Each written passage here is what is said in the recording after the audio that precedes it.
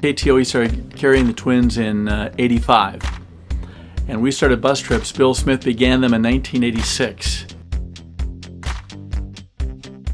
As a big Twins, we live and die Twins baseball, along with most other fans.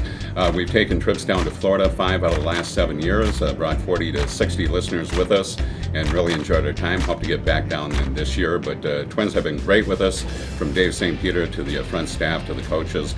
Did a show with John Gordon for 25 years, not just during the season, but year-long for 25 years with John, and we're happy to have Corey Probus with us here every Friday, continuing that tradition here at KTOE.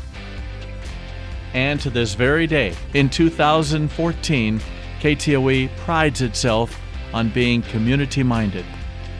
With KTOE involved in sporting events and also a lot of community events, we're always busy here at the radio station, including one of our favorite events, Dancing with the Mankato Stars, which raised $73,000 last year for the American Red Cross here locally. We also take part in the Anthony Ford Pond Hockey Tournament, which is for a young man who passed away from leukemia.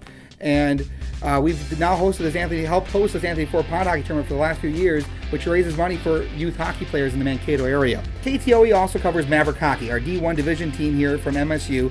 All the home games, Bethany Lutheran College here in town covers, and our own Dan McCarger from KTOE's Morning Blend does the play-by-play for the station. Works hand-in-hand with Bethany Lutheran College students. It's a really great learning experience for them, an opportunity for everybody to work together and make a great production for Maverick hockey fans. The Minnesota Vikings come to town every year for training camp, 49th year this year. The whole town comes together, hopefully makes it a great experience for every fan that comes to town.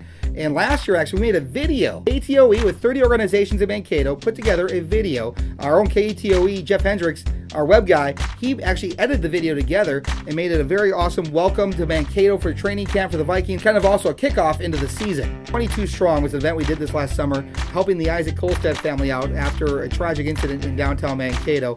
And we helped bring the community together, helped execute the fundraising event, and help raise a lot of money for a family in need. 4,000 different sporting events happen in Mankato every year. All our stations have a presence at the park throughout the season, but definitely KTOE makes a big presence every year as well. But KTOE, people listen to KTOE for sports. They do.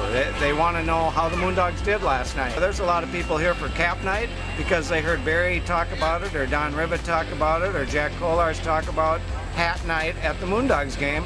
That's why they're here. And actually, they asked all of their players to do a certain amount of commitment to the community, whether it's reading in the library, putting on camps for youth kids, going to visit people in the hospital, because the Moondogs care about the community. They know how important the community is to the Moondogs. The Moondogs want to be important to the community.